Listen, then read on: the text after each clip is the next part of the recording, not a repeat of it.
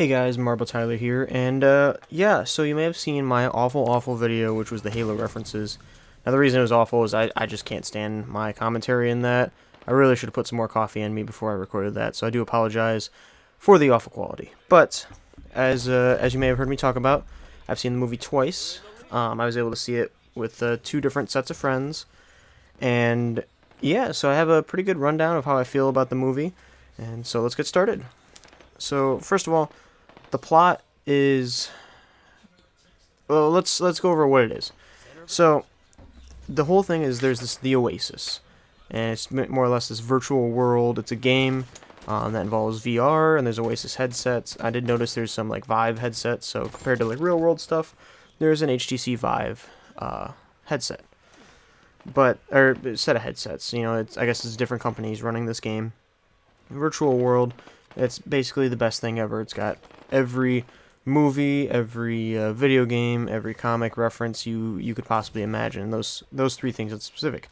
So it's absolutely amazing. As well as it's got like real world references on top of that, like vacation planets, and the whole idea is that you can escape, the boring life that is regular life, and you can experience this awesome, really cool like way to live.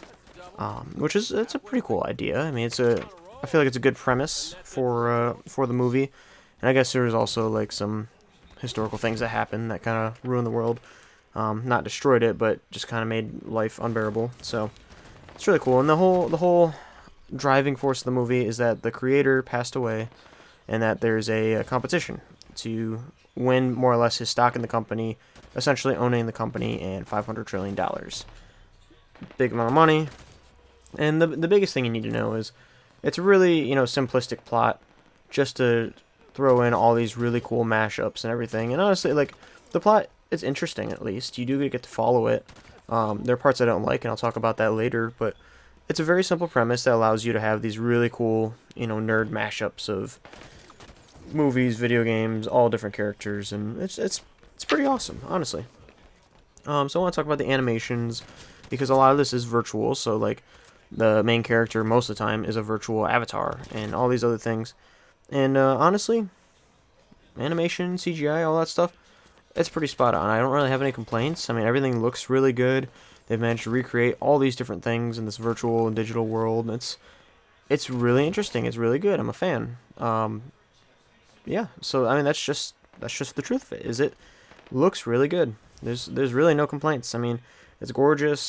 It feels immersive in terms of watching it as a movie. Obviously, if that was a video game, oh man, I'd be so pumped. But everything's fun. All the references are recreated fairly accurately, or at least in a way that makes sense in the context of the movie, and is able to include them. And yeah, there's simply no complaints in the animation department. The acting, on the other hand, not that they're bad actors. I thought they did fine, but it's nothing to write home about. They do their job as best they can. It's not bad acting, and honestly, my issues with the acting aren't even so much the characters. It's just the plot. That kind of brings down the acting. But for the actors, they did a good job for the characters they were supposed to portray. So, in terms of acting, they did a really good job. I absolutely love Halliday, who's the person who created the Oasis. Absolute favorite character. The businessman is also, really funny and interesting. He's not, meant to be funny, but it's one of those things where he's like, he just does such a good job that he's just enjoyable and you want to watch him. So, yeah, I feel like funny may have been a bad word there to describe him. So overall, let me give my ups on the movie, which is the references and the recreations and the way everything blends together is honestly just beautiful. It's really fantastic. I enjoyed it the entire time. I love like the scenes where it's like, if I owned the movie, I'd pause it and I'd pick apart and I'd see Star Wars, Halo, Mortal Kombat. I don't even know at this point. Superheroes, like everything just thrown into one. I do love all those references and the way they mash it up. And there's a lot of loving recreations. And this is essentially the nerd's dream movie. Like I said, the plot isn't anything to write home about, but it does a really good job of giving you a reason to really enjoy this movie. So I loved it. I mean, those are some of the best ups, and it's really fun, especially if you're going to friends, and especially if you're nerds. Like, if you're not a nerd, if you don't really follow a lot of like either video games or movies or comics, or like any of those things, then you're probably not going to enjoy this movie as much. Just to be honest, this is a movie meant for nerds. It is the nerd movie. That's just the way to put it. That's just the honest truth of it. Now let's get down to the downs. Down to the downs. That's a great statement. You can quote me. So, first major complaint I have is it's a teens versus the world forced love story kind of thing. There's nothing wrong with the idea of like teens being the main characters, and in fact, if teens weren't the main characters, I feel like a lot of the plot points wouldn't matter as much. So, I'm not faulting them for being teens as the main characters. My faults are that they decided to create this, like I said, teens versus the world. This group of teens formed, at one point they even call it's the rebellion against the evil corporation that's trying to take over the world by taking over this virtual world that everyone's obsessed with. And we've seen it before. It's been in Hunger Games, we've seen the Divergent movies, we've seen the Maze Runner movies, and all the other ones that weren't even nearly as successful, and it's even been in some TV shows. Like, we've just seen this plot done again and again, and it's a little obnoxious. Especially, I feel like the love story is a little forced. And I'll, without giving any major spoilers, here's a really obvious reason why, in my opinion. When it comes to a love story, that is, you watch the movie, and the main girl and the main guy never met before. So, and they've met in the virtual world, but never met before. And the guy thinks he's in love. They go through this digital thing. That is what it is. And then the next thing that happens, though, is they end up meeting in the real world. This is in the trailer, so there's no spoilers here.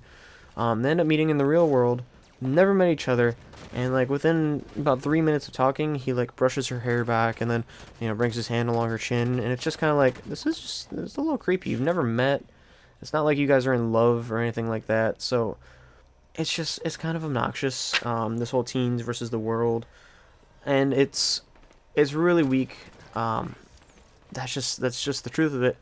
But for what it is, that's not why you go see this movie. This movie isn't meant to be a very in-depth plot. It's meant to be, oh, this is a really cool mashup and tribute and all this other stuff. And what it does well is builds that tribute, mashup, etc. And that's why you want to go see this movie, which is why, like I said, if you're not a fan of all this nerd stuff, which this is what the movie's for, this is who the movie's for, if you're not a fan of all that, you're not going to enjoy it, because there's nothing really to enjoy the plot. It's not that great, nothing like I said to write home about. So yeah, I mean, I don't think there's much to say. Again, I do want to mention Halliday is amazing. The actor did a phenomenal job of just portraying that character and who that's supposed to be. Honestly, maybe it's just me, but I absolutely love just watching that actor and everything he has to do in the plot. One of my favorite things, by all means.